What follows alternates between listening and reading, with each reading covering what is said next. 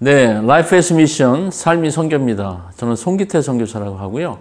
지금 제가 일하는 곳은 인터서브라는 선교단체에서 교회 관계를 일하면서 교회의 그 선교 교육과 선교 컨설팅 사역을 감당하고 있습니다. 그 램 운동을 시작하게 된 거는 두 가지 차원이 있었는데, 저는 이제 개인적인 차원에서 지역교회에서 선교동을 하면서 왜 선교를 성경으로 설명하지 않고 항상 선교 대회나 이런 어떤 특별한 커리큘럼이나 이런 거 가지고 설명할까? 거기에 의구심이 있었어요. 왜냐면 저 자신이 선교 대회에 가서 헌신한 사람이 아니라 성경을 연구하고 또 소명을 연구하다가 뭐 하나님의 부르심을 받아서 그렇게 선교사가 된 사람이고, 그래서 저도 이제 계속 때가 될 때마다 지역교회에 가서 성경을 가지고 선교를 설명하려고 노력을 했었는데, 인터서브는 어떤 거를 그 가치로 삼냐면 총체적 선교를 가치로 삼는데요. 총체적 선교를 설명할 수 있는 그런 성경적인 근거가 굉장히 약하다는 생각이 들었습니다. 그렇게 하다가 제가 우연한 기회에 어떤 선교 모임에 가서 이 책을 소개받게 되고, 제가 쭉 책들을 보니까 이게 굉장히 제가 그동안 찾았던 거, 그리고 인터서브에서 지향하는 내용들이 거기에 다 있는 거예요. 그래서 저는 뭐 유레카와 같은 그런 마음으로 이 책을 잡았고요. 근데 이제 그 다음에 이걸 프랙티스 하는 데는 좀 과정들이 있었는데, 왜냐하면 단체 입장에서도 과연 이렇게 밋밋한 것을 선교학교로 툴로 사용했을 때 사람들이 오겠느냐, 그리고 이것이 어떤 선교 교육의 의미가 얼마나 있느냐, 이런 거에 대해서 내부적으로 갑론을박이 굉장히 많이 있었어요. 그래서 저희가 이제 중간 단계로 선택한 게 뭐냐면, 인터서브에서 이제 리크루트 프로그램이 있었는데, 거기에서 한번 한 10개의 과목 중에서 한 두 개 정도의 과목으로 선택해서 이제 시동을 걸어보면서 몇 번 강의하면서 이게 굉장히 우리한테 필요하다는 생각들을 하고 있었습니다. 그리고 이제 저희가 이제 지역교회에 이걸 접목하게 됐는데, 저희가 이제 분당에 있는 만나교회하고 한 2년 동안 뭘 했냐면 전문인 선교학교라는 걸 같이 하게 됐어요. 근데 선교위원회에서 이걸 2년 동안 사역을 이제 평가해 보면서 어떤 얘기를 했냐면, 조금 더 성도들한테 좀 수준도 좀 베이직하면서 성도들의 수준에서 필요하고 맞는 그런 커리큘럼이 없을까, 컨텐츠가 없을까, 그런 얘기를 같이 이제 상의를 하다가, 그러면 이 책이 어떻겠냐, 이런 내용이 어떻겠냐라고 이제 저희가 단체 입장에서 제안했을 때 교회가 이걸 쭉 보더니 그 좋겠다는 생각을 하게 된 거죠. 그래서 그 만나교회에서 이것들을 한번 처음에 우리가 이제 커리큘럼 만들어서 시도를 해보면서 생각보다 반응이 너무 좋고 성과가 좋은 거예요. 그래서 그 다음부터 이제 다른 교회에 조금씩 확산을 하게 됐죠. 제가 이 운동을 하면서 굉장히 그 기억에 남는 것 중에 하나는 경기도 광주에 외국인 근로자들을 위한 교회가 있었는데요. 거기에 이제 아시아에서 다양한 사람들이 와서 뭐 일도 하고 공부도 하고 그러는데, 그 중에서 이제 뭐 캄보디아에서 온 형제가 마지막에 이제 그 피드백을 하면서 그런 얘기를 했어요. 자기는 한국에 어떤 기회를 위해서 더 공부해서 더 좋은 기회, 아니면 직업적인 거라든가 경제적인 것 때문에 왔는데, 이거 공부를 하면서 자기가 계획했지만 사실은 하나님께서 자기를 여기에 보내신 것이다라는 걸 깨닫게 됐다는 거예요. 그래서 자기가 새로운 이 지역에서 새로운 사명을 발견하고 그대로 살려고 하는 그런 간증이 기억이 나고요. 또 한 케이스가 제가 소그룹을 인도할 때 그 한 자매가 있었는데, 그 자매는 간호사의 일을 하고 있었습니다. 근데 제가 그래서 이제 어떤 내용들을 나누면서 그런 질문을 했었어요. 그 자매는 간호사로서 매일 출근해서 병원에서 일을 하는데, 그런 일과 아니면 자매가 1년에 한두 번씩 가는 단기 선교에서 간호사로 일을 하는 거, 이 두 가지를 비교할 때 어떤 게 더 선교적인 의미가 있다고 생각을 하세요? 제가 이렇게 질문을 했거든요.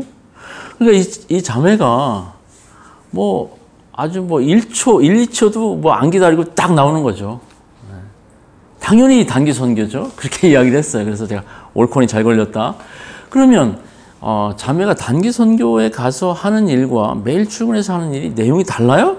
그렇게 질문하니까 이 자매가 헷갈리기 시작하는 거죠. 똑같은데 왜 하나는 선교적이라고 생각하고 하나는 선교적인 의미가 적다고 생각하는가?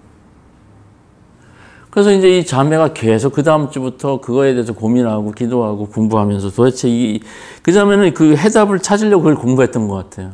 그러면서 이제 8주가 끝날 무렵에 이 자매가 나중에 이제 전체적으로 간증을 했는데, 자기가 이 코스웍을 하면서 공부를 하면서 발견한 건 뭐냐면, 아, 내가 단기 선교에 가서 간호사로 일하는 거나 매일 병원에 출근해서 환자들 돌보는 일이나 다 하나님의 일이고 다 선교적인 일이구나 하면서 자기 일상생활에서 자기 직업 안에서 선교적인 삶을 자기는 이제는 살아갈 수 있다고 다시 재발견했다고 그런 간증을 했던 것이 기억이 나고요.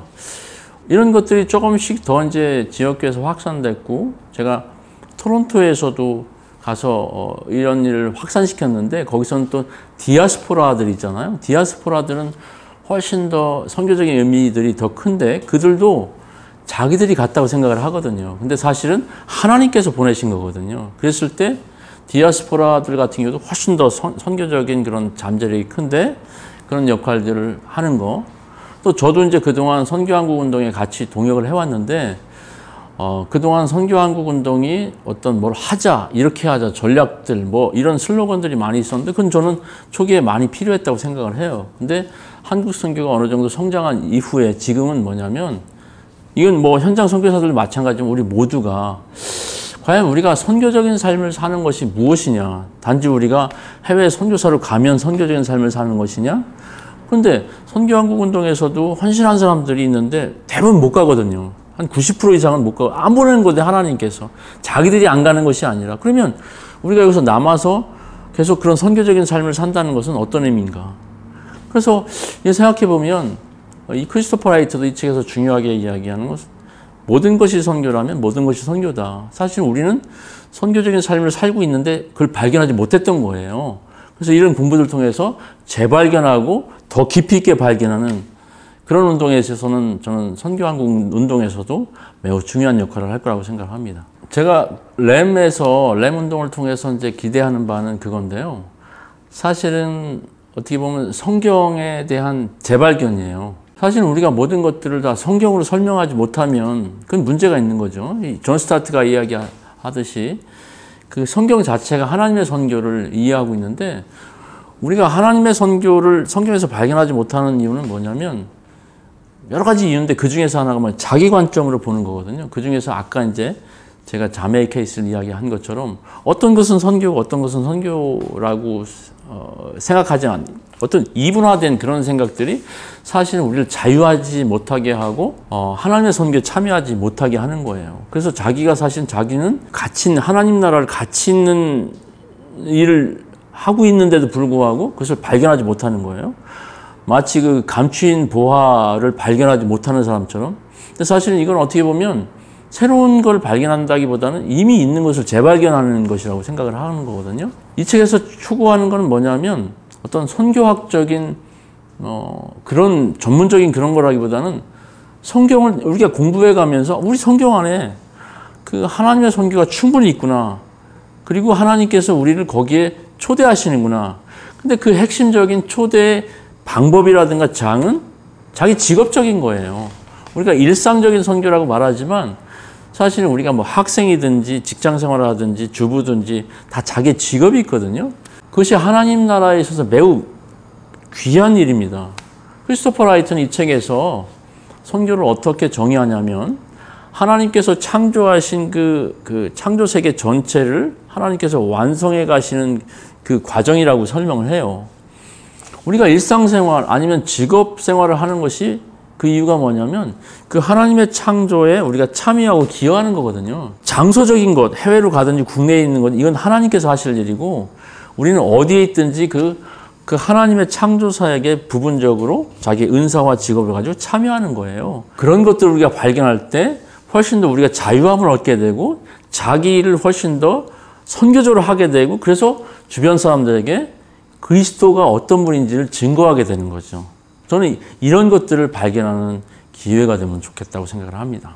저는 램스 운동이 이 지역교회를 돕는 일이라고 생각합니다. 사실 하나님 나라 운동에서 지역교회만큼 중요한 데는 없잖아요.